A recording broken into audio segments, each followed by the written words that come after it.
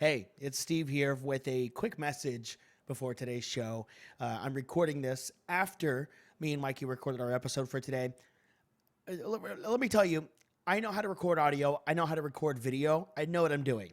But for some reason, something happened today to where I don't know what I'm doing. And the audio from my end, Mikey's end is fine, but the audio coming from my end, it's terrible quality, and there's not much that I can do to repair it. I've done everything that I can to repair it. There's nothing that I can do. It's just bad audio. So I'm going to play it for you because me and Mikey had some fun, and it's not completely unbearable, but I want you to know that I know it sucks. It sounds bad, but I'll get it fixed for next week. But in the meantime, here's today's episode.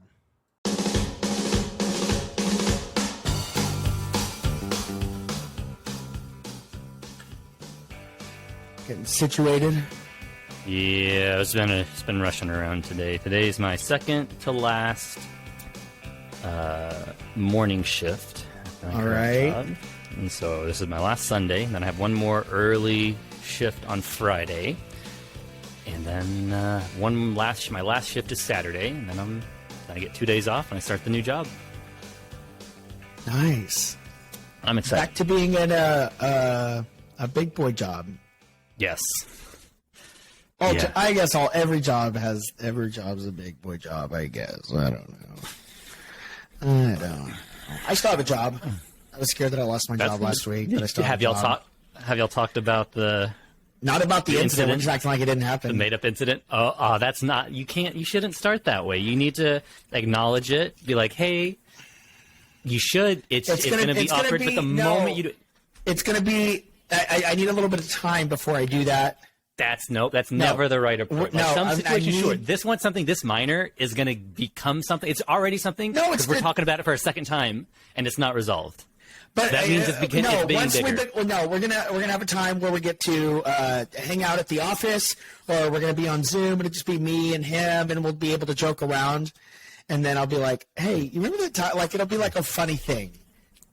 Okay, but the interaction so I did have an interaction with him, and it went fine. It didn't. It was. I mean, it was a little awkward, but I mean, it just. I don't know if it was awkward because of what I allegedly said in this fake story that I'm making up. Or if it was just he's the new guy and he's learning things and meeting people, and that's just can be a little awkward having that small talk in the beginning. I don't know. I think, that's one road it could go down. By not addressing it, you could be setting the stage for things to him not being able to come to you about certain concerns or questions or training or anything like that, I think. You need to communicate. You got to use your words. Just be like, I mean, you don't have to, maybe, like, I'd say that conversation approach that you just said you'd have, hey, remember that time? Make that happen sooner than later. Because I wouldn't say don't come at it as like, hey, I just think professional. I need you to know this is how it was supposed to happen. No, just be like, hey, remember that? Just more casual, like the same kind of joking around you'd have with this other friend that you talk with, and just don't let make it happen. It'll happen this week. Okay, it'll happen this week, and then I will. Great. We'll check in next episode. Yeah. Next time. I'm going to hold on. Update. This is going to be my. I'm going to take a Post-it note. All right. I'm going to write a reminder. Where the fuck's my pen? Already with the cussing. Is that going to be a problem? Do I need to censor myself this week? I just... What do you need to cuss for? People that cuss are... it's unnecessary. You think it's lazy, or do you think it's disrespectful, or do you think it's... I think it's lazy. What word? It's lazy? Using not as creative of a vocabulary? Yeah, people that have to cuss. My brother is one of those people, but he does it to a whole other... Shit. Even I remember that. Oh, man. Kanye West album came out today. Have you been paying attention to any of that? Some of it. I tried to not get any wrapped up in any really celebrity news, but I thought I had heard some singles from it. I don't know if he released anything, but I could have just been listening to some bullshit other songs someone released. Well, he's been having these listening parties. This is weird. I've never heard of anything like this, which is, I think, a lot of Kanye West's career. There's a lot of like, I've never seen somebody do this before. But he was having these listening parties where he would sell out an entire arena, but it's not a concert. He's just standing on the stage, and you're listening to what he has produced. It's weird, but I mean, people are there and people are having a good time. And there's like theatrics to it. There's recently just this last, I think it was last Sunday or sometime in the last week, he set himself on fire, and it looked real, like it looked legit. Like I don't know how they did it, or if there was some kind of obviously there had to have been some kind of stunt man or something that swapped out or something. It was on a stage that looked like a house, and I don't know how they did it, but anyway, so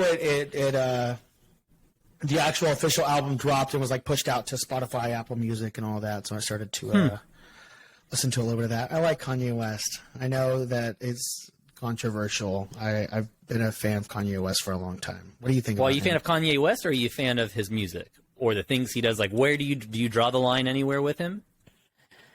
You don't, do you? You like the whole package? I'm fascinated and entertained by the whole package. I can't say that I agree with like all of the things, but his whole, it's not just everything about him is just it's like an entertaining show in itself. Yeah.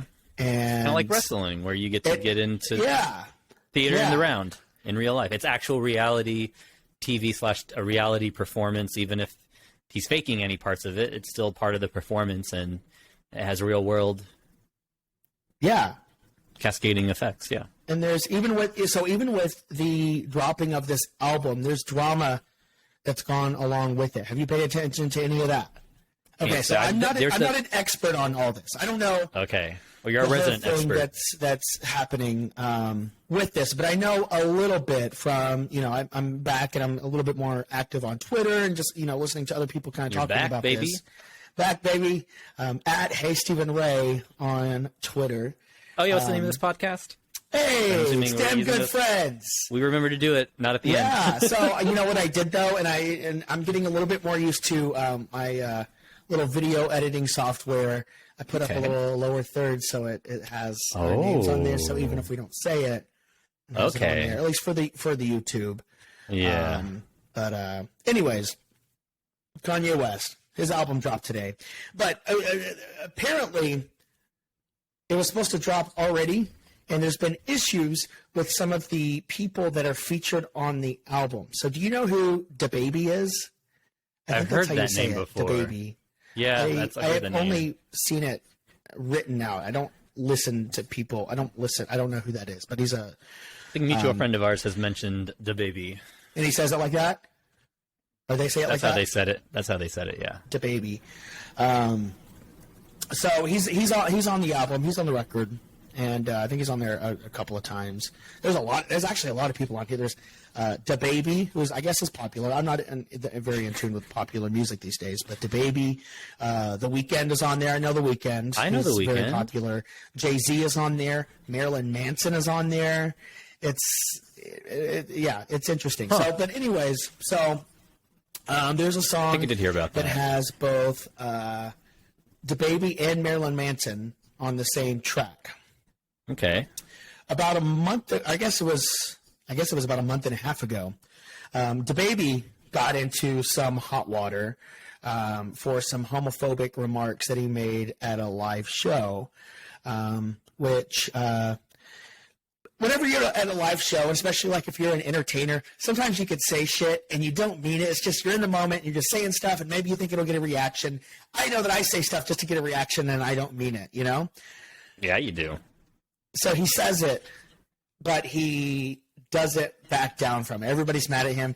He's not backing down from it. He's saying, stuff about gay people having HIV and gay people being dirty and sucking dicks in the parking lot. And well, he's not wrong. Oh, I was about to say. I was about to say there's nothing wrong with that. If I was talking about sucking dicks in the parking lot, nobody's going to be upset because I'm a incorrect proponent statement. But it's the way he said it is derogatory and dirty, and those are the people that are getting HIV and dying of AIDS. So I think he posted a Twitter apology probably from a record label or something, and then he deleted that, and other people were asking him about it, and he just was going hard on it. So he's been in a sense canceled, I guess is what it is today. And so there's been issue with keeping him, I guess, on this record or not having him on there or something like that. I don't know the full story on that. And so the album went live today and was pushed out to all the streaming services. And then Kanye West posts on Instagram, and this is all happening. This is happening just right now. This is happening like within the last 4 hours. He's posting on Instagram saying, "Hey, the record label put out my record without permission. I didn't tell them to put it out. They put it out without permission. And apparently when they put it out with the track that has DaBaby on it." So Kanye West has made this. He's like, this is my album, and it all flows all together, and that's an important part of this. And they posted it without my permission, and they took out something, and he's like, DaBaby's my man. He's my boy. I'm not taking him off of there. I'm standing up for him. I may not agree with, I don't know if he said he's agreed or not agreed, but he's saying, regardless of what he said, that's my man. I'm keeping him on there. And so then it looks like they've now added that track that he was on. They've added it to the album. It's all happening like right now. So that's wild. It's some crazy stuff. And again, it just goes to, that's the whole Kanye West thing. There's a drama, and I don't know if it's real or not real. Just like if it's a wrestling storyline. It could totally be all staged and scripted, and they coordinated this, and I'm sure the record label would completely go along with it. Absolutely, because they know it. We're talking about it, and we've never talked about Kanye. Yeah, exactly, and it's trending on Twitter. So I'm looking at it, and at first I was just like, okay, the album dropped, or let's go check that out or whatever. And then I'm reading some of the tweets and it's talking about that, and the screenshots of Instagram from Kanye West's Instagram, and it's got to be getting more eyes on it than. Just if Kanye West released his album today versus the controversy and Kanye saying, I didn't say we could release this, and now it's out there and there's back and forth. And if you make it forbidden fruit, people are going to be more enticed to eat it. Let's go listen to it. Maybe they're going to take it off because it's been canceled. We better go listen to it before we can't anymore. Huh. Yeah. So that means whenever I was listening to some tracks supposedly from this new album, like a week or two ago, I think he's released some actual legit singles and things like that. Yeah. Who's the artist? And they're actually really good at singing, but they would always get flack for using a lot of auto-tune. He's a streamer now on Twitch. He's a music producer. T-Pain? And also T-Pain, yes. Yeah. I don't know. I totally was blanking on his name, but he was talking about, because he did some production, I believe, on this last album, and he was talking about the experience of what it was like recording with him. And basically what happened is Kanye had bought out an entire floor at a hotel, flew in musicians, producers, vocalists.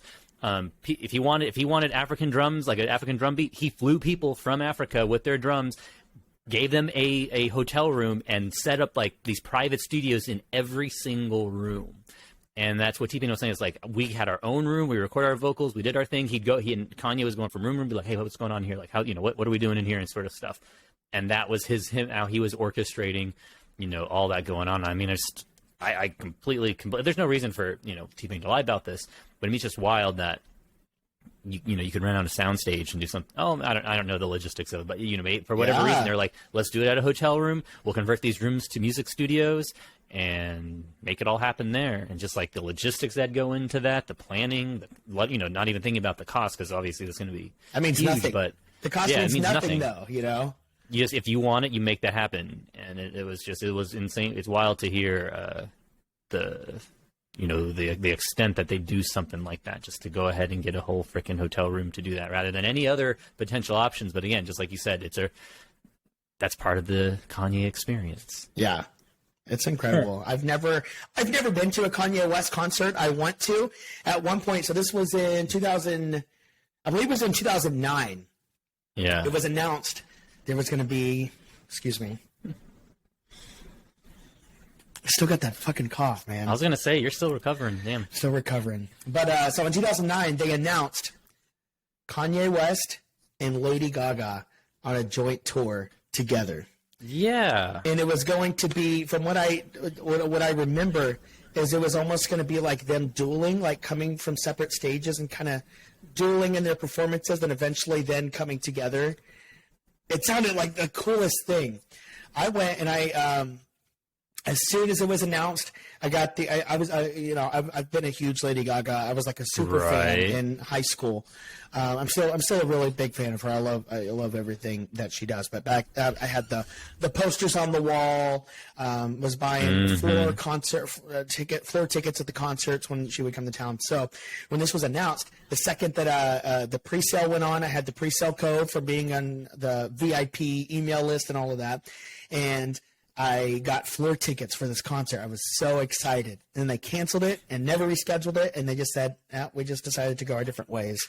And I was so disappointed because I've been a fan of both of them for a long time. Right. And, I would love to go to a Kanye West concert. I love watching YouTube videos of people that have gone to concert. I'll watch that stuff. And even with like the shitty audio and stuff, it feels like you're there. It feels so cool.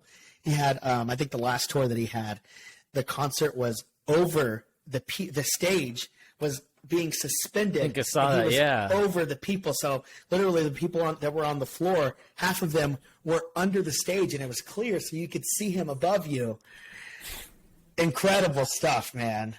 It's some really cool stuff. That's the kind of work I would love to have done if I were to go into like stage design, stage work, setting all that stuff up, the technology, like especially Daft Punk. And I know their most famous set that I know of is that the pyramid that they did. I forget what music festival it was, and that just became like the album cover and everything. And I mean, just the logistics. Same thing with Deadmau5. Think of him what you want, but him and his team and the stuff they did to put on the show. It's an experience, and it's really cool to get immersed and let yourself enjoy everything goes with it. Because I've been to a couple concerts. I went to a music festival. And I saw Florence and the Machine, and that was great. It was awesome, but it was just kind of, we were just, me and my friend who I went, we were just standing in kind of in the general audience area for the festival and stuff. But some of the most fun part was when they would have parades going through, carnival-esque like sort of stuff. But, they had a bunch of artists there, and that was what was the fun of it. It was going for the festival side. Yeah. However, I went to an Arcade Fire concert in Austin, long time ago.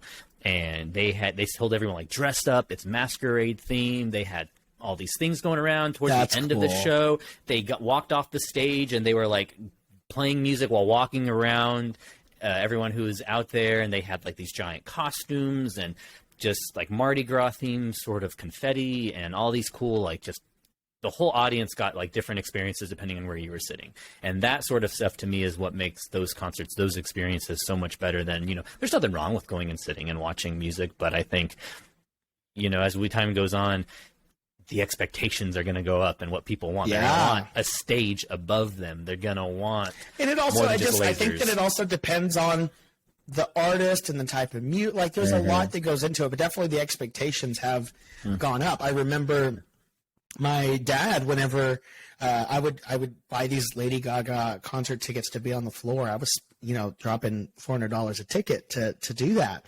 And it just blew his mind that I would do that. I used to go to concerts, and you would cost you, $3 to get in. And I was like, it's just different. I would rather pay for this experience. It's such an incredible experience. And like when I got to be on the floor for some of those Lady Gaga concerts, it was like it felt like a religious experience to me. Like I was having like this flood of emotions, and I was with a very close friend, and it was.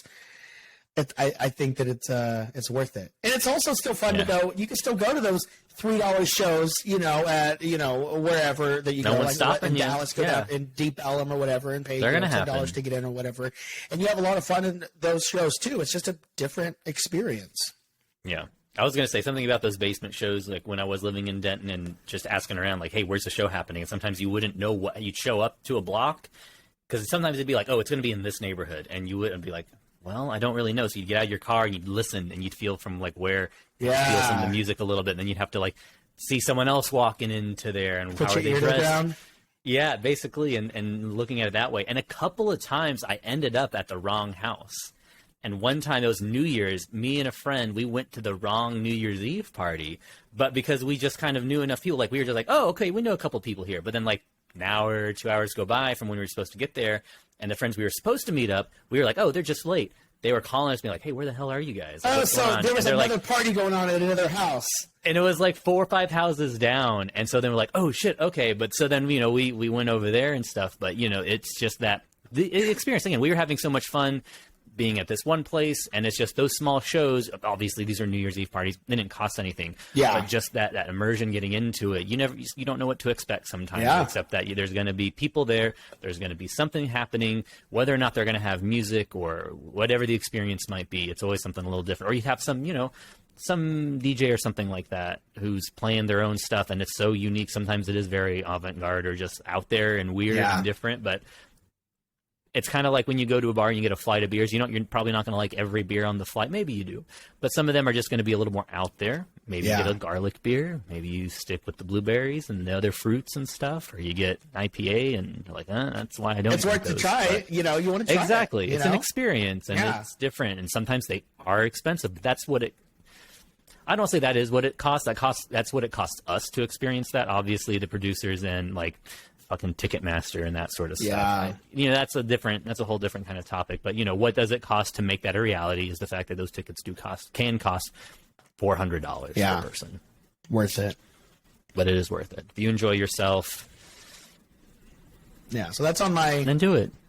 My list of things that I want to do in the next go to a Kanye concert. In the next couple of years or whatever, is go to experience that. I want to try that out. That's one thing I miss the most is like music festivals or just being able to go to shows. And I'm not a very big people person, just out randomly in public and stuff, but going to those sorts of events, especially when you're there with like 2-3 other people, something small where you can all kind of be able to fit everyone's schedule wherever you want to go see. Yeah. I love that. Yeah. And then the walk home, everyone going to their cars or just going out to, go to a bar or a restaurant somewhere after the fact. The festival food, that food energy, trucks. Exactly. Like I'm not into, like you were saying when you went to those baseball games.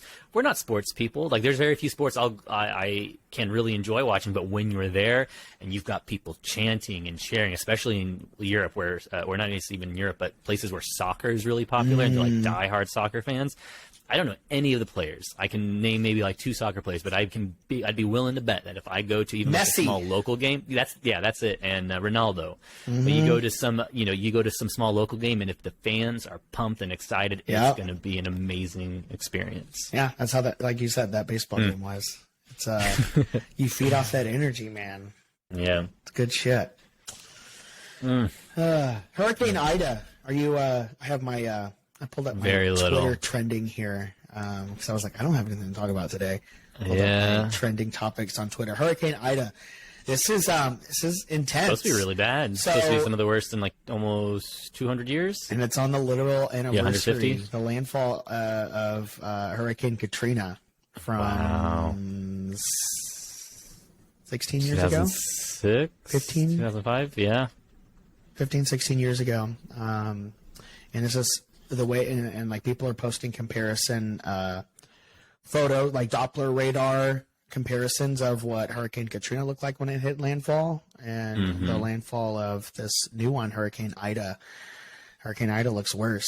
Now, of course, a lot of the devastation that happened with Hurricane Katrina came from, the faulty levee systems and things, which poor infrastructure. I hope that it's fixed now. I don't know. I haven't, and I don't know. Have there been the mass evacuations in Louisiana? I know nothing other than the headlines. I feel like I knew more when I was in Texas. Now that I'm so far away, it's not as, I don't hear as many people talking about it. But because when I lived in Texas, you would see people, you would run into people that are like, hey, I'm in town because, I live in Louisiana and they evacuated us.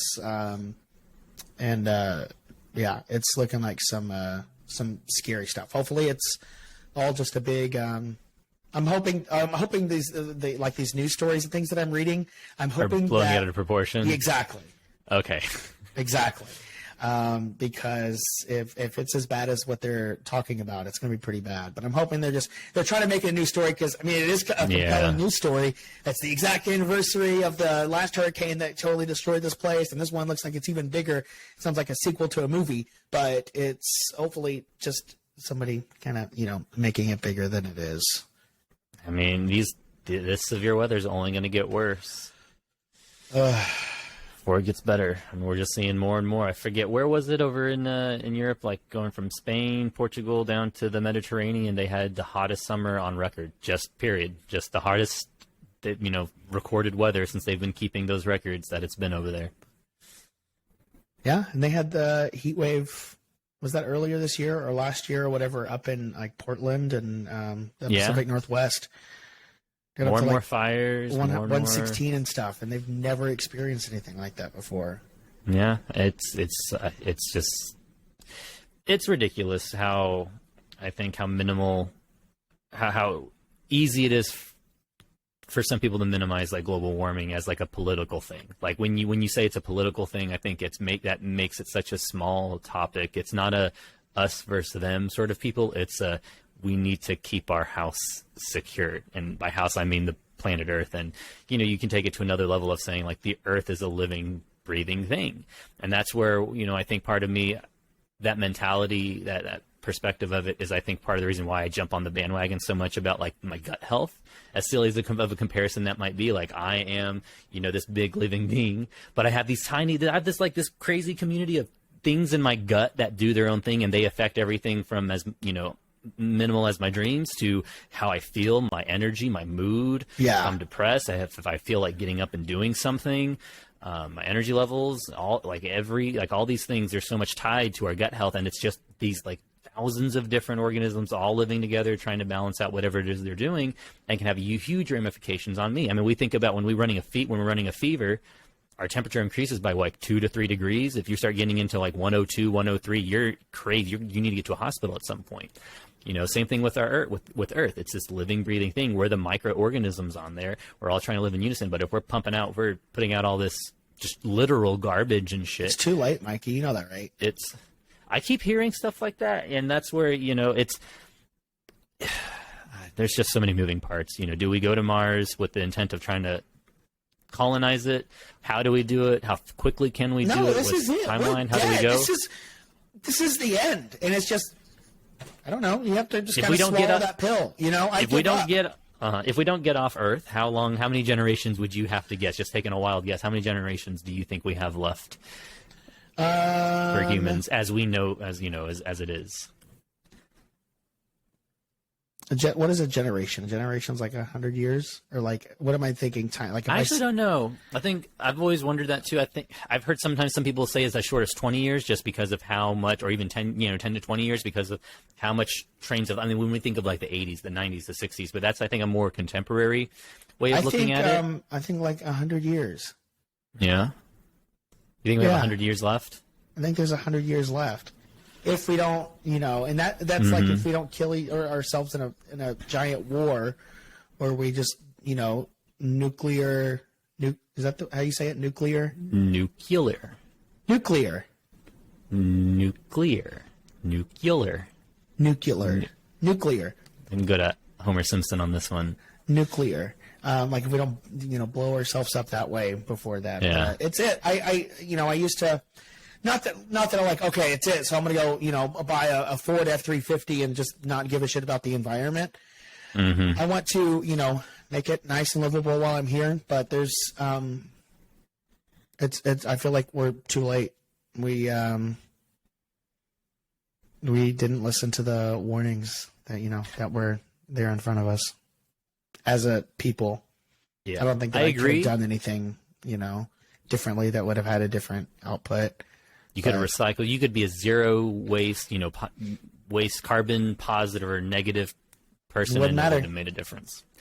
But I think it is too late for Earth to solve itself on its own. I still think there are extreme solutions we can explore. When I say extreme, I think it's the level, the scope, and the scale of which we would have to do things, because there are there are undertakings, both some commercial and some trying to be more like, let's plant a million trees sort of thing. And I say it with that inflection because I think that's been like our go-to sort of mentality of, okay, how do we fix it? Well, we plant more trees, we save the rainforest, which are all great endeavors. I'm not trying to down talk any of those, but just like you said, it's too late for that to be the only solution. That isn't a solution. That is an additive to us doing some sort of extreme. We need to, find a way to either like catch greenhouse gases and store them somewhere, put them in a liquid, put them in a container, bury them underground until we can find a way. We need to switch, all nuclear, which more and more, thankfully, I keep hearing, it seems like every week, every month, I hear more and more about all these countries that, hey, we're running the entire country off of wind energy, or a mix of wind and solar or renewable energies for an entire day, which some people are like, okay, great, one day, but those are milestones to getting us to start turning it around. And some of it is political in the fact that the way America became such a powerhouse was that we just went headfirst into things like steam engines and using coal mines and becoming very industrious. And now China is one of the biggest people or countries, I don't want to say people, but like countries, entities that is really pumping out greenhouse gases and, doing a lot of things. And their argument against is like, well, whoa, you don't get to be the country that gets to indulge in this greenhouse gas. The scale is completely, different back then in the 1800s or, 19th century, the 20th century to today. I mean, we're doing more and more each year. Like, I think the growth from year to year is bigger than what has been used, from like decades worth in the past. Yeah. But it's still this, their argument from what I hear, and I say the ominous they, is that the argument is, why is it you get to be ahead and a world leader by abusing these greenhouse gases and all these procedures, and then whenever we finally get to catch up with that, you're going to slap our hand away and say, no, that you get to hold the crown and keep it? And that's not how that works. And it is, they're right in that word, but they are right in that regard. I don't think it's morally or ethically right, honest, in that way, but it does make sense. It all comes back to like, we just need to work together, which isn't going to happen anytime soon, I think.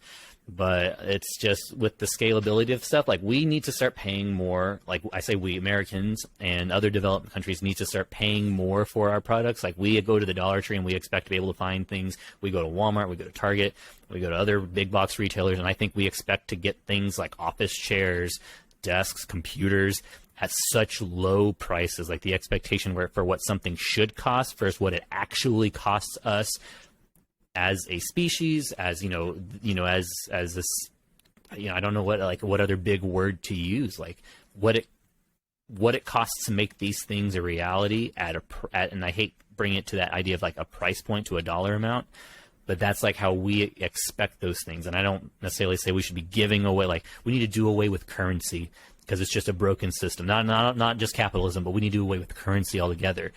There's got to be some way to barter and trade things, but it's just a matter of, I think if we go back to, all right, we only eat things that are in season. Like we shouldn't be able to eat oranges and apples all year round, all the time, always and forever. There's so much seafood.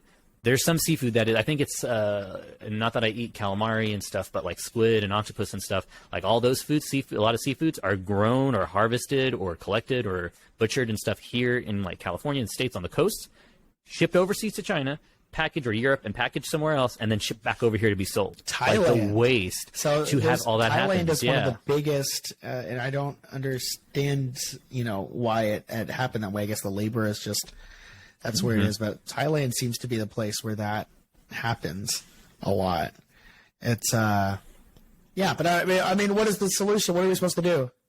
Pay more for stuff. Start adjusting our expectations. Like I'm not going to be able to buy every piece of furniture that I want. Pay more for stuff? I'm supposed to go into Office Depot and say, all right, this chair is $80. I want to give you $120 for it.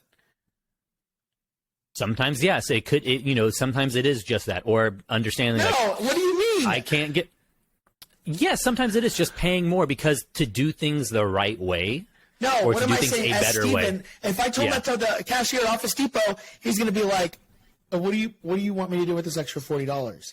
No, I mean, it's not going to be passed from the customer directly. I mean, each step. So, like, whenever you go to somewhere like Walmart would negotiate a price saying, like, hey, however you make this product you want us to sell, you need to find a way to manufacture it at this level. And if that means dumping waste rather than disposing of it in a correct way, or using these cheap plastic, like using styrofoam instead of renewable materials, or, shipping things a certain way, packaging them differently, not putting so much plastic because we don't want to damage the box it comes in.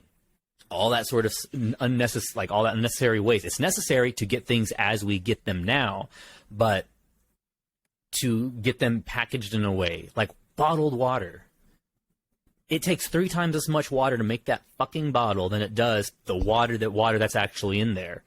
Start doing a crazy charge. And sometimes the go-to, remedy, I think, or one of the proposed go-to remedies is just, we'll just tax it more. That doesn't work. Because then you have places like Nestle who then go and they own the rights to water. And then it's just, there's so many moving parts. There is no, what is the solution? I don't think that is the right approach. You need to have a holistic approach and realize that it's never going to be, you can't get an answer in one sentence. It's going, or even a paragraph or an essay or whatever. It's going to be everyone needs to make these lifestyle adjustments, understanding it's going to be uncomfortable. It's not going to be as convenient. We pay such a huge price merely for convenience. And I think that seems to be, every time I hear a lot of experts, because I'm not an expert, but other, experts who do talk about this, the reoccurring theme seems to be we pay we expect the convenience at a low cost, and that cost doesn't just go away. It's pushed somewhere. It's offset by something, and it's by taking shortcuts, cutting corners. That's out of sight, out of mind to the general public, to the consumer, to the people who are using those products, and namely people and consumers in first world rich countries like the U.S. So I think that's, if you're going to ask me, what is the solution? What do we do? We have to adjust our expectations. How you do that for each product is going to be different. How you do that for each service is going to be different. The fact that, mowing our lawns, that's a huge thing. Mm-hmm. Who starts this, and how do we get that started? It seems is impossible. Well, the biggest polluters, from what I know, it's not impossible. It's going to be really fucking hard, and it would probably take multiple generations, because you're going to have people who are used to a certain lifestyle of living and a certain level of wealth that are going to go tooth and nail. They'd be willing to waste away their wealth and pay it to lawyers and attorneys and things like that, and pay fines as the cost of doing business, rather than just giving money to do things the right way. They're so greedy and so selfish in that regard that they'd rather their money be spent defending their wealth rather than just spending that same amount of money and having it go, somewhere else, or not even the same amount, obviously less, because they're going to look at it in that way. But I think we have to start with the top, because the top 10 most polluting companies account for more pollution than the general public. If you were to get every private citizen at that scale and took at how much waste what is it that we all contribute, it's something like 15 to 20% of all waste in the world, which that's a big number, and we can all do things to cut that down. Or we can focus on these couple companies like PepsiCo, is a big polluter, how much Nestle, again, coming back to what does it cost to make those bottles of water? I mean, there's a whole slew of other things that they do wrong that are horrible and awful. But just when we're talking purely about the workflow and what it takes to get bottles of water, bottles of Coke. I mean, the fact that Coke costs less than water in some places because we're pumping with sugar and subsidies and all these other, there are with corn and sugar that are subsidized. Just how much waste for the sake of convenience, and for the, I guess the best way to say it is just comfort and expectations, what we're used to. You have people who would rather part of it is so. Yeah, there's the comfort and the ease of it, but that's for people like you and me. That's what it is. There are other people, if I were to, it's a necessity. There's a necessity for eating. There are people that just cheap calories. That don't have money. And if I were to go and tell them, hey, whenever you're going grocery shopping, I recommend you go for the, the farm-raised, ethically raised meat. I know it costs, $6 more, but that's I think it's different. What's better for the That's related but different, telling people to do that a lot of people don't have that option. That is absolutely related, but it runs parallel, and that is, I think, a separate problem from the pollution issue, because then you're looking at economic equity, not just inequality, but equity. You know, you have low-paying jobs. People should be able to afford. I'm not saying everyone has to go get free-range chicken, free-range beef. That's a different topic. I mean, cows and stuff cost a lot in and of themselves, and again, that's something we have and I say we. Americans have from what I understand, a very skewed perspective on how much pound per pound, how much beef and chicken and meat, just meat in general, we eat compared to other countries, and how disproportionate it is. Like, we expect to eat meat as part of every meal almost, whereas that's never been the case. Even you go Not back almost, just as like, few as 60 years. Yeah, like 60 years ago, that was not the case. Like, going out, getting a steak meant something. Now I can go to wherever I want and I can go to any grocery store. I can go to most any restaurant. They'll have a steak option on the menu. Okay, so again, that's absolutely. I agree with you. That's a parallel issue, because also there's economic planning for families and groups, or whatever level you want to look at it, and saying like, oh yeah, just put money away for a safety net. Put 5%, 10% away of your income, your monthly income, for a safety net. People can afford that. That's not realistic. That sort of advice is unrealistic. And so I'm not advising, again, I'm saying starting at the top, starting on not even at like 1%, starting with like the 1% of the 1% in terms of who needs to make change. And yes, it's going to make costs for goods increase, but again, that's a different issue. Because this is what I can't wrap my head around. It's a multifaceted problem. There's multiple things that have to change. But if I'm writing down my action plan, step one is there's no step one. There's going to be like 300 step ones. No, but there has to be somewhere. Where do you start? You have to. If you want to start, if you want to oversimplify it and you want to have a legitimate, sincere step one, it's educating people. And I'm going to come at this with my own bias and say it's educating people with how to understand data and have a better understanding of math. And I get some people hate math, but I think it's when you can truly appreciate the numbers of these statistics and I don't like saying so much statistics, but the data in terms of like how we live our lives compared to other people, to other groups of people, and what does it cost us to do that? I mean, when you look at not just rising temperatures, not just the increase in extreme weather, not just how much plastic is being dumped, not just how much carbon is being put out into the environment more and more each year, and what that means compared to, even back in the 90s, or even as recent as the beginning from 2000 to 2010. Being able to truly appreciate those numbers is not something humans are inherently good at. We have a hard time. We can see patterns, but we have a hard time truly appreciating large, very, very large, or very, very small numbers. And I think if you want to start with the step one, handle that well. We can't fathom that.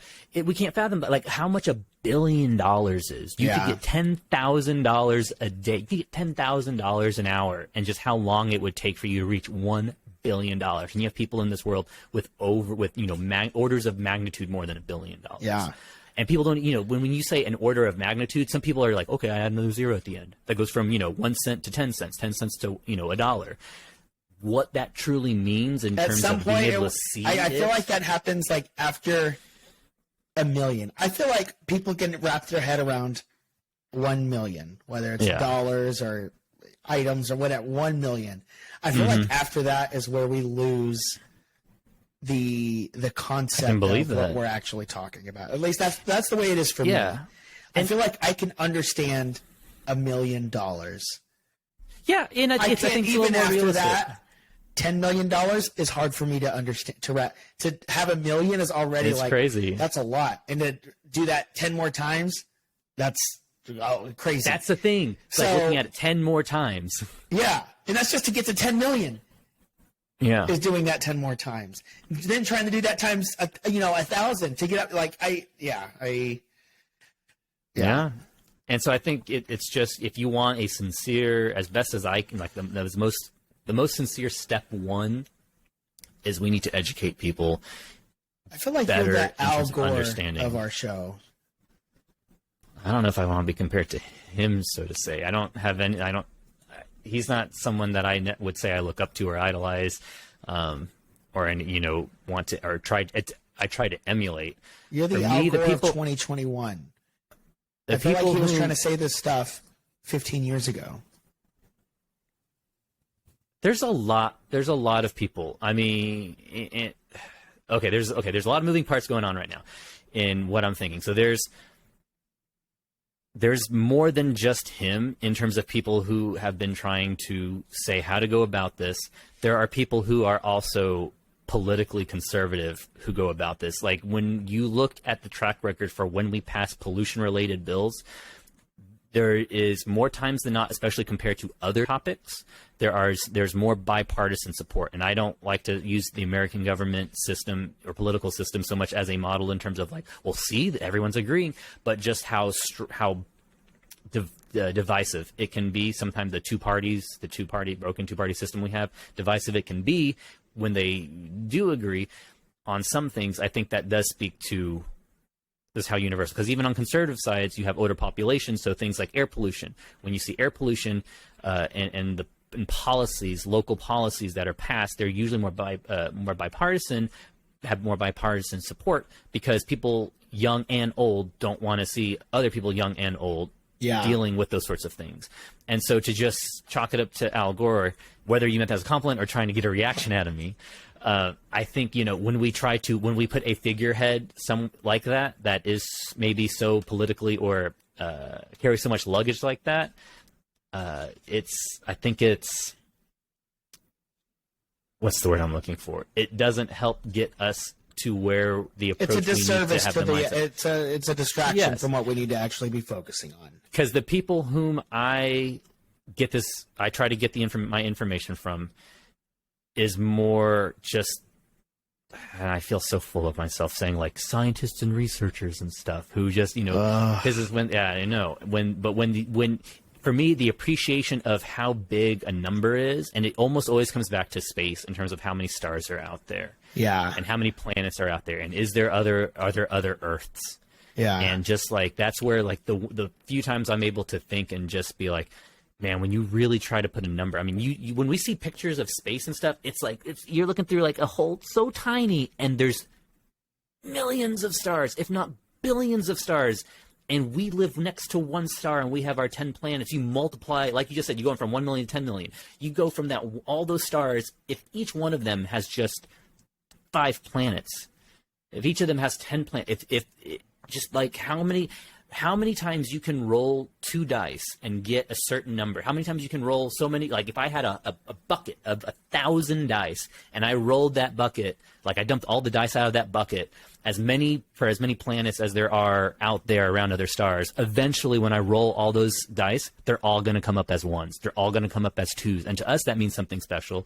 But all the combinations of the numbers, it's just another random combination of numbers. And so to me, it's when things align in that way, when things are that massive and the probability and statistics and all that sort of stuff just line up, that's the closest I can feel to just being like how both minuscule I am, while simultaneously being like the fact that I exist and I'm having these thoughts and that we're able to experience this stuff. That's incredible. So polar opposite ends of the spectrums of that kind of thinking that I just feel the most at one with the universe, sort of to say, because it is just these two completely polar opposite things, and you've got this perfect gauntlet. What? We need to manifest a healthier Earth. I'm gonna hold on. I'm gonna see if I can. I'm gonna print out some pictures of like trees, and I'm gonna make a vision board. Yeah, I'm gonna figure this out. I'm gonna solve this. I'm gonna make a vision board. I am all for having the positive state of mind, and then when people use manifesting it in that way, the same way some people will use God in terms of just the natural order of things, I can get on board with that. But when people are just like, I'm just gonna think about a car and it's just gonna come up, good things gonna come my way, it just makes me so uncomfortable. Ed Asner died. That's sad. Where have I heard that name? Ed Asner, he's a famous actor. He's an old guy. He's 94 years old. He died.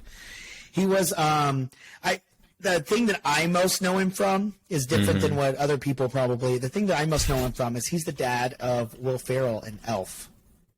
That's where. Okay, yes. Yeah. He was known. He was on, I think, the Mary Tyler Moore Show, like stuff from that's like before our time. But for me, the biggest thing is the he was the dad from Elf. This made me think of, on Netflix, they have the Movies That Made Us series that they do, and they did one for the Christmas specials. And Elf, I think that was to me, Elf is one of the most recent, like, Christmas classics. Oh, yeah, absolutely. That have come out. And just the way, because the guy, I don't know Favreau? I never know. Yeah, Favreau. I never know how to pronounce his last name correctly. He's the same guy who does all the Marvel stuff. Like, he's why we have he started with Iron Man, and that's why we have this whole cascade of all these other superhero movies coming out. And who he was like a nobody.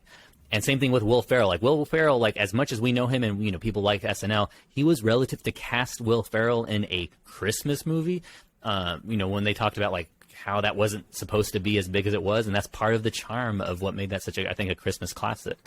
Was I love just Elf. how those things. I do too. I remember the first time I watched that, everyone in my family, back when we were able to be in the same room all together, we were able to be like, that was a really good warming movie. Yeah. Yeah. Yeah. Well, It's a cute little movie. Ed Asner's gone. Yeah, and that's exactly. So bringing it back to him, yeah, he was in there, and like seeing the interviews with him or people talk about him, it was just yeah. He's a very well-liked really guy. well. It seems. He's not one of those guys that you always wonder, like, people that used to be actors back in the day. Something comes out about them saying, "Hey, sugar tits," like, and pinching people's butts and things like that. Don't pinch people's butts unless they want you to. Exactly. Yeah. Mark Bernier. Do you know who that is? Mark Bernier. No. He's trending on Twitter. Let me see who that is. Mark Bernier, conservative radio host from Florida. Are you making this into a headline show? No, I said I got nothing. Do you have stuff to talk about? I was wanting to tell you about my peppers. Let's talk about the peppers. I've got 40. I counted. I was just about to get into, but let's do the peppers.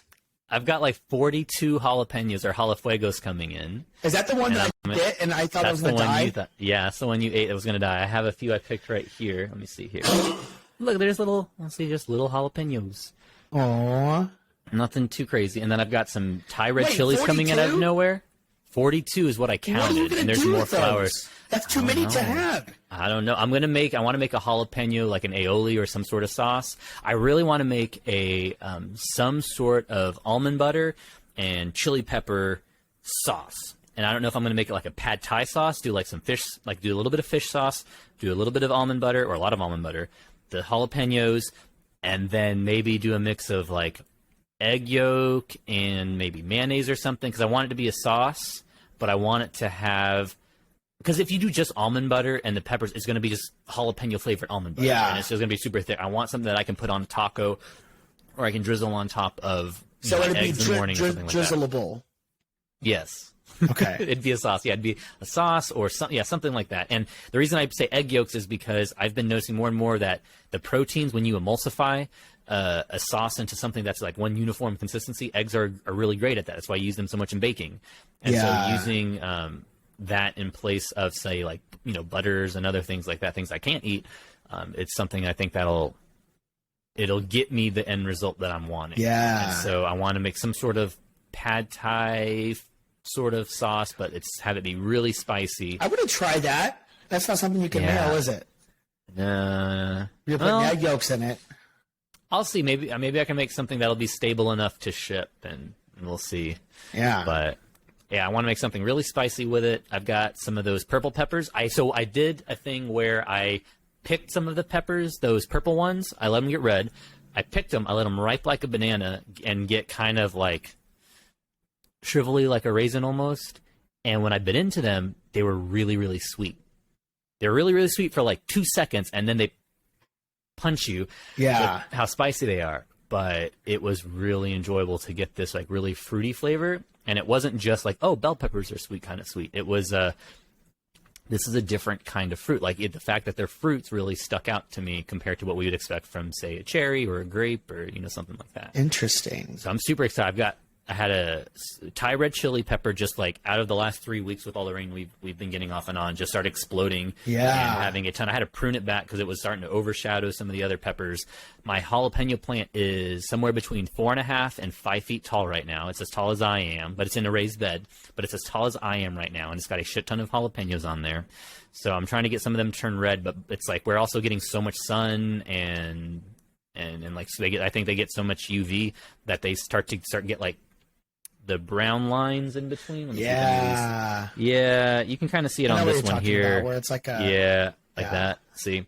So I don't want them to get like that, so I pick them when they start doing that. But I'm also doing a thing where I'm trying to eat one pepper at least every like 2 to 3 hours while I'm at home to try and raise my tolerance for what I can tolerate for spicy foods. And it's your poor butthole. Some of them. It actually, the second phase of when it comes out has actually not been painful. Okay. I think I've been doing it enough. I'm eating chili peppers every single day now, and I feel good. There's like health benefits to that. What are the health benefits to eating spicy things? One of the ones I hear the most is that it helps strengthen your immune system, because when you eat them, your body thinks it's getting attacked, and so it triggers your immune system. And you know, whether or not that's healthy for everyone, I don't know. But I've heard that that's part of what happens is your body thinks it's getting something in there, something that is going to make you sick. One other thing I've heard that has been interesting I've been watching more and more videos and talks on how people grow better peppers, specifically like when they're making specialized breeds. And one theme that just kind of almost out of nowhere that seems to come up in a lot of when they do their FAQs is that chili peppers themselves aren't necessarily what's spicy, it's a chemical reaction that then your brain thinks is happening, and so then it triggers these chemical reactions within your brain, which you could say about a lot of things. Like when I see blue light, I think I'm seeing blue. No, I'm not actually seeing blue. My brain's making me think, I'm experiencing blue. But with peppers, what they're saying, I think the moral of what they were getting at with all those comments is that when you eat a pepper, it's not going to put a hole in your esophagus. It's not going to give you, it's not going to like melt your teeth or anything like that. Like it's not an acid. It's the capsaicin is something that triggers a reaction, and that's how people handle it differently. Is like with the sweating and the vomiting and the tearing and stuff. Like the same way I have allergies, and I'm experiencing those allergies differently than someone else who has allergies. It's the way my body handles it. And so that's where you start getting into, well, when someone eats an habanero, are they going to get sick? Are they going to start sweating? It depends on how their body is going to experience that or manifest that experience. Do you think that you can then, if you know that, can you change it in your mind how your body's going to react? Could I say in my mind that I know that this isn't hurting me? I don't need my body to react like it's hurting me, kind of like mind over matter thing. I completely believe in that, and there's been studies that shown very devout monks and Buddhists, people who are very much into meditation, can focus on their breath, there are some people who are able to raise and lower their body temperature. There are people who are able to, because a lot of our bodily functions are involuntary. Like we normally don't think about breathing. We normally don't think about blinking. We normally don't recognize there's a tongue in our mouth that we feel, and it's like all there, and like our heart pumping and a lot of these things we can have. Like our lungs is a great example because it's something we do autonomously, but at the same time we can switch to a manual mode, sort of say, and breathe when we want. And so there's this ability, there's this absolute mind over matter ability where we're able to affect that. And people who pay attention, it sounds like an oversimplification, but people who pay attention to their body are more attuned to and more sensitive to those sorts of things. And now, when there are people who go into surgery without any anesthetic or anesthesia or anything like that because they're able to just go through that. Now, whether that's successful at the time is not the case, but there are extreme examples of some monks who are able to do it. I mean, like the monk who was protesting violence against Buddhists set himself on fire. From what I understand, is like he was able to stand there while engulfed in flames, relatively peaceful for someone who set themselves on fire while he burned to death, which that's a pretty extreme example. But there are so many benefits to mindfulness and mindfulness training that being more attuned with your body is one of them. Having activity, being able to focus your mind, feeling the weight of air on your shoulders. And I think that goes with any sort of discipline. So yeah, coming back to your question of do you think you could do that mind over matter? Absolutely, I think that's where competitive eaters, I think, are able to push, and even athletes, not even just competitive eaters, but people like marathon runners, breaking through that wall of where your body's telling you need to stop. You're hurting, you're going to hurt yourself. Breaking through that, or like when a parent gets just unusual strength, we turn off those, like adrenaline, we turn off those pain receptors to get ourselves out of a flight or fight sort of situation. We can do amazing things, like people on PCP when they're fighting off like a dozen cops, a dozen well-built, security. That's a myth, by the way. Oh, is that really? That? Yeah. What part of that? I just recently learned that about how people on PCP have this like superhuman strength and do all these like crazy things. What's the myth part? That I don't think they become stronger, but I think the pain receptors lets them push through barriers that would otherwise tell them to stop. I think a lot of those stories end up being exaggerated, and it's kind of a like propaganda by police to talk about how they're always job is so strong, or their job is so hard and everything like that, which I guess it is. I don't know. Well, anytime I've done PCP, I've never been able to fight off a cop. They've always been able to pin me down. So pin you down. That's what made You usually got to pay extra for it. Yeah. But in all seriousness, when we turn off those pain receptors, those sorts of things, people can do unusually extreme feats. And that's where I think, ultimately when we come down to that mindfulness or just turning off our pain receptors and things like that, we as a species can do some pretty crazy things, but the training that goes into it, honestly, most of the time I don't want to do. That's why I'm doing the lazy way of just eating peppers once in a while to be like, okay, I've experienced this before and I can get through it. That's more than I would do. Yeah. Well, I was going to do, let me see. I'm scared. I'm honestly, so like. Wait, you're going to eat one right now in front of us? I'm scared of these. These I'm scared of because I know how hot they are. Eat a whole one right now. The ones I do eat. No, I want the one that you're scared of. I have these. These I can eat normally. Don't be a pussy. Because I've been letting those. I eat those every day. What do you eat every day? Those. Chipotle. Well. Yeah. Yeah. Let's see you eat one.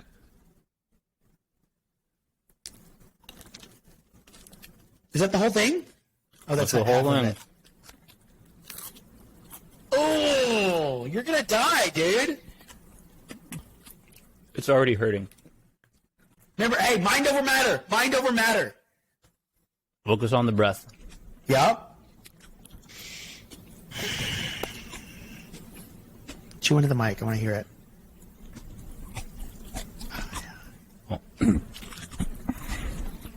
Oh, yeah. Is that what people... This is relaxing to me. This is probably a painful experience for you. We're slowly becoming an ASMR channel. ASMR. The thing is, I can't do milk. Tell me the thing. Oh, no. Is that water? Didn't water make it worse? Sometimes, yeah. Well, what you want, or you want fat. You want something fatty. Because the fat lipids, from what I understand, absorb the capsaicin.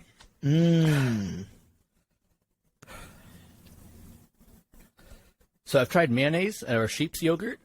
When I have that... Turn yourself back up. You went too low. I'm just talking really quietly. I'm gonna have to... I didn't prep anything for it. Why would you do that? I told you not to do that. You're putting yourself in this pain for no reason. Oh, no! He's gone! I don't have anything. I was gonna get... Go get something from the fridge.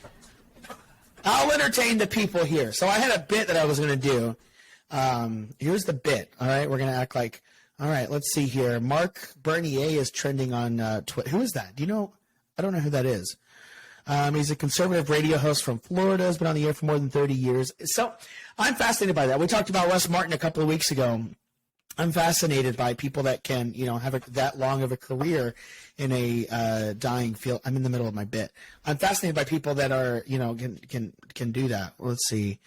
Do what? He's been known for criticizing. I'm talking about this Mark Bernier that's trending on Twitter.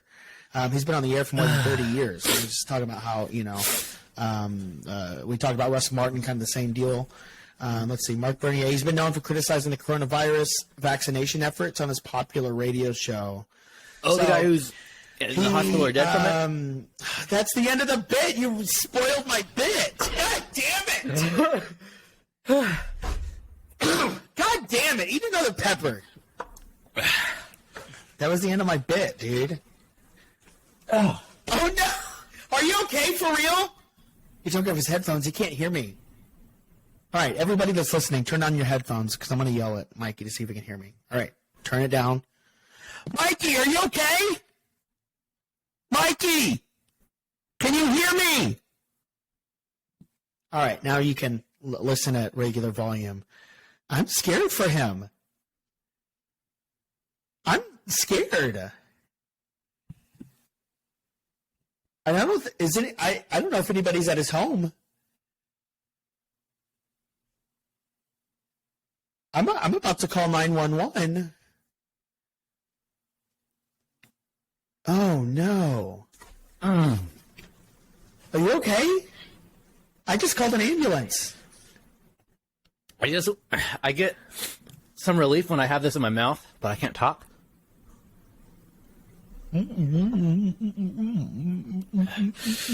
Shut.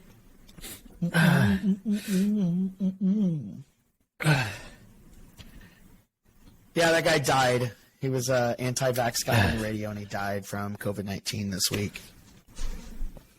I don't have that mind over matter ability. Neither did he. Neither did he. Oh man, I can see it in your eyes. You're in pain right now. All right here in my mouth. I can actually breathe through my nose for the first time today. For the first time today? Oh, now? Okay. Are you crying? Yeah, it hurts to talk. Make a face. Make a really painful face. So I can use it as the screen grab. I hate that. I hate when the thumbnail for a YouTube video is something, like. All right, that's what extreme. I'm using. All right, well, don't look at the episode 4 that just posted. I did that. That's what I did for episode 4. I was like, this is gonna get more people to look at it.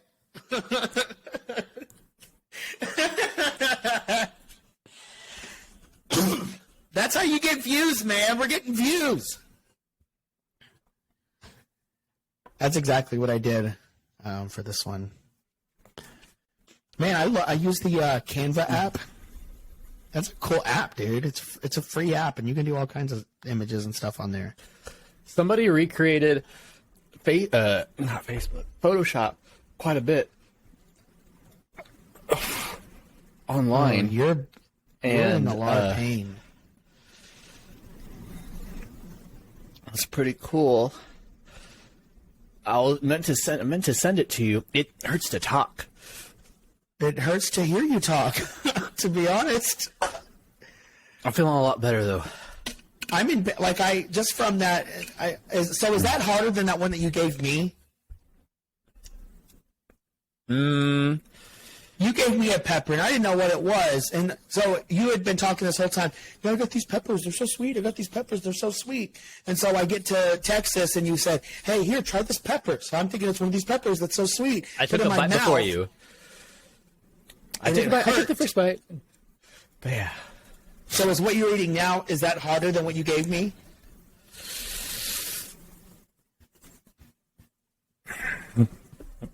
I don't think so, but... in the moment right now it is, huh? Like, it seems like it, right?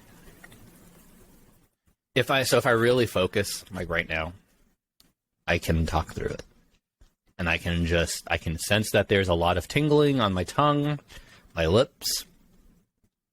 I can feel my nose running and my eyes crying. Plumper. Yes. And a lot of the pain is on the back of my tongue, on the top of it. But it's calmed down. I really was just planning on eating one of these little red ones because they actually are very delicious. They're very sweet. That's what I told you should have done. I told you don't eat that one, Mikey, because that's gonna hurt. And I said, well, buddy. I don't want to see my buddy in pain. I don't. But the viewers do. Actually, I meant to. Let's see. Hey, we have a subscriber. It's me. It's my personal YouTube page. Do you like my little video? Did you watch that video I made? No, I was at work when you sent it. I just got Mikey. home. I was gonna watch it later today. You sent it to me while So I I was. officially have opened up and told people that we have a show. I've been hesitant to tell anybody. Yeah. Just, I kind of want to make sure that because the last thing you want to do, you don't want to tell people, hey, yeah, we're starting a show, and then you never start it, and people are like, oh, Steven always says that, like I wanted to every have time something. we start the Steve show. Oh boy. Which we need to spend an episode on that, talking about that. I would love to do a watch through of it, honestly. I think that would be cool to have, and then we pause and talk about it. So the Steve show is something that is whenever we were in, I guess we were in 9th grade, so we'd have been Ninth 14, 15. 14 going on 15. I think we were 15 when we did. You were definitely 15 because it was in the springtime. Okay. Yeah, so it was 15 years old. So I'm going to start a talk show. And we're going to put it on the internet. And this 2006. That's pretty innovative back then. And it was, we did no real prep for it or anything. I just assumed that, David Letterman, Jay Leno, Jimmy Fallon or whatever, they just say, all right, and 3, 2, 1, we're recording, and they just, magic happens. Like it just, as soon as the camera came on. But it doesn't work that way. But in a bit of irony, though, that's exactly how we do this show, though. I mean, we planned it in terms of like how we're gonna get it out. I planned one bit for this show today, and you ruined it. I literally have it written out. That's what you get for planning it. This show is off the cuff. It's a conversation. It is. Everything we've always said has been off the cuff. I made one bit, and it was gonna be funny, and you ruined it. I'm so mad at you. So, I think the important thing that people need to know about this show is that it's not planned other than when we're going to meet, when we're going to be online. And then this is our personal weekly check-in. And we do maybe talk a little bit before being like, hey, what's the technical stuff? But there's things I make a point to not tell you about until I think we're actually into the groove of things. Like the microphone, like I'm getting a new microphone mount. So that way, whenever I'm doing this, y'all don't hear the whole springs and all that stuff and the squeakiness. And yeah, it really is. So, and that's kind of where we got the idea for this is we were already having this conversation on Zoom. We would do Zoom or Google Hangouts or whatever. And I was like, all right, why don't we just hit one little button that says record, and then we put that out there. And it really is that there's no prep that goes into that. The prep is literally, hey, you want to record today? Yeah, it's 5 o'clock good? All right, see you at 5. That was the exact conversation we had. That's what it was today. And we don't really talk throughout the weeks. We're both busy doing, work and our lives. And so this is our opportunity to catch up with my buddy, my damn good friend. That's me. Yeah. And you. But so the Steve show. So it's how long did that video end up being? It's like 12 minutes or something? The one you sent me? No, the Steve show. Oh, I think it was like 12 minutes, 16 minutes, something like that. Recorded to VHS. Recorded to VHS. Like it was live on tape. Yeah, it was it was fun, and I used to be really embarrassed about it. Now there's enough distance, 15 years later, there's distance to just look back at it and see it like these kids trying to put something together. It's cute. It's endearing. Cute. It's funny. We had some good memories and bonding over that, and it's obviously provided a lot of inside jokes for us. But I think that it would be cool to see, bleach blonde hair. Well, it wasn't really blonde. I tried to dye my hair blonde. Like a banana, yellow, orange. And what the idea, so the idea for that, I don't know if you remember this, the idea for that was supposed to be the publicity for the show. Yeah. Is because nobody would ever expect that I would have blonde hair. And when I went to school that day, so we were going to drop the episode online on Monday night. Okay. Yeah. So I dyed my hair blonde that weekend. And so that way, on Monday at school, I would tell people, would be, oh my God, Steven, your hair, I can't believe that. And I'm like, if you want to know the details, you have to watch the Steve Show tonight at 7 o'clock on geocities.com/Steve Show or whatever. We didn't have a real website. I don't know how we. This was before YouTube, I think. Or was that No, it was gonna go to YouTube. I don't think that was our one outlet. Because I think, or was this was back when it was more MySpace was the was a platform everyone was on back then. Yeah, I don't think it was YouTube. It was some other video hosting site that we had used, and we embedded that little player on our on our website. So I had tried to dye my hair blonde, awkward 15-year-old Steven. How long is it? How many minutes is it? 19 minutes 48 seconds. So I think that it was a legitimate episode. That we take an episode and go back and look at. Well, you want to do that next week? I'll be game. Yeah. Why don't we do that next week? We'll have to figure out logistically how to get it screen share. So what we can do is I can screen share. We can watch it, and then for the folks at home who are the viewers, we can just add it in. We'll add it in post, and then they can watch where we're going. Because I think that's how all that's done. Anyway, it's all live. It's all live. So there's actually I want to see. There's We'll talk about it off the air. We'll talk about it off the air logistically. Yeah, let's get some permission. There are other people there. I don't think they'll have any issues with it, but I'm sure we'll get 5 more viewers in it on our episodes than we normally do. But I think it'll be funny that for the people that know us now to be able to go back and see that. And I'm thankful that we still have the footage of that because I know your distance from it. Knowing I'm just now like looking at the screenshots of me on there, I'm remembering because in my mind when we do this, like I'm not a very in front of the camera person, and so I feel like I'm even with this, I still feel like this is the Steve Show, and I'm your I'm like interviewing you in these conversations that are getting posted, but it's going back and like just remembering some of the things I said that still make me. You have a soundboard for this? Yeah. There's on our the platform. They have a little transition. But anyway, so we can upload our own media to this. Yeah. I think we can put in the video and have that on there. I don't think it's as bad as you think it is. Oh, I mean. Well, anyways, we'll watch it and we'll go through it, and we'll all have realized we've grown, some more than others. Yeah. But I can't wait. I'm excited for this to go back and take a look at it because I haven't watched it all the way through. I don't think ever. Honestly, I was so embarrassed whenever we put it together. And and I think you'll be able to tell, we'll get into it, but I think you'll even be able to tell as I'm sitting there. I'm like, wait, what are we doing? And you say that a few times. What are we doing? Why are you watching this? Go watch something else. Oh man! But anyways, yeah.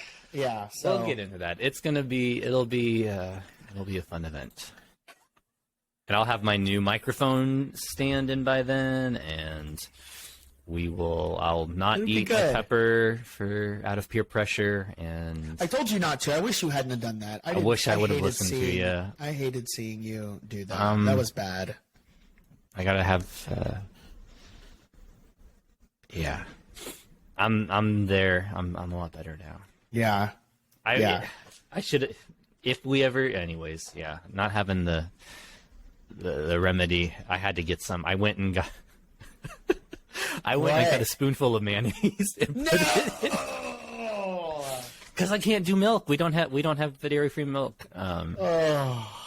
That's not what was in this. This was almond milk, which only helped so much.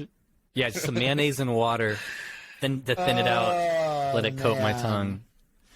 But the what helped the most was just you want that fatty anyways, and I already can't breathe through my nose again. That's how shit my allergies are. Do you have a deviated septum? I do. That's why my whenever I get nosebleeds, it's always on the left. You need to get that fixed, pal.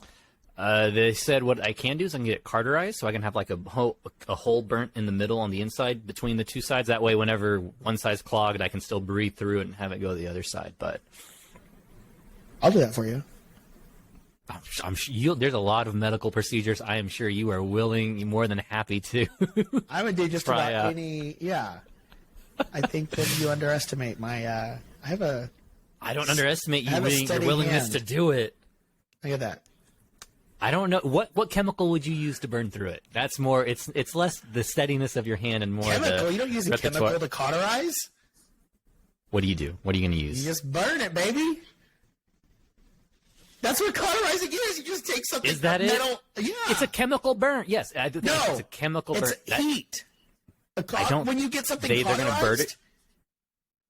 Yeah, that. But is that the same on the inside of the nose? Is that really what they do? They go in there, they take a hot that's what piece of that metal, means to and they pierce it. I'm pretty sure. I mean, I had a really big like a mole thing that was on the side of my head, and I had it removed, and they cauterized it, and it literally smoked and smelled like something was cooking. Nose cautery can help prevent nosebleeds. The doctor uses a chemical swab or an electrical current to cauterize the inside of the nose. This Electrical seals the blood current. vessels. It's not like a hot piece of metal you're branding me with. Well, that's what I'm going to use when I do it to you. And build scar tissue to help prevent nose bleeding. Obviously, Oh no! look, Wait, Mikey. hold on. So I think I'm confusing two things because I had nose cauterization as one suggestion that a doctor had, and that same doctor also said they can go through and burn a hole between my two nostrils, the two sides, to allow airflow to go through. I got you. This was back in, when did I have this? The last time I had it fully evaluated was like in fifth or sixth grade, when I did the allergy test where they do the whole thing down each arm and then they go all the way down your back, and every single thing had a reaction except for the control, just to make sure it wasn't the needle that was giving me the needle, and the flare-ups. They're like, hey, yeah, you had a reaction to basically everything on here. Every mold, dust, ragweed. I'm allergic to like every animal, all of it. Hey, I got a question. Maybe I'm just reacting to needles being dug into my skin.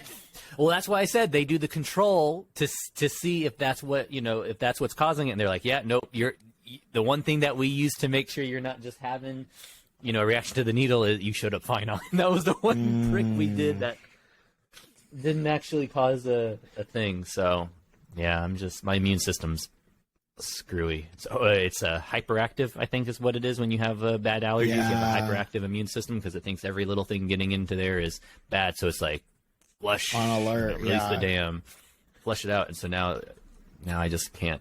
I already can't breathe. I wouldn't have used a hot tool if. what tool would you have used? Just I would have like Googled it first. Well, I appreciate. Trust me, I would have Googled. Well, I got started on this for you, so now you just look up step 2. I Googled step 1, you Google step 2, and we'll be good to go. I'm dying over we'll here. see. I gotta get out of here. All right, we've been going for an hour and a half almost, so and I'm sure, yeah. Hopefully you make it for next There's week. Something there. I hope. I'm gonna go eat We a can hear spoonful it. of mayonnaise. All right. Well, it's been good talking to you. I can't wait to try your almond always butter, jalapeno butter. Yeah.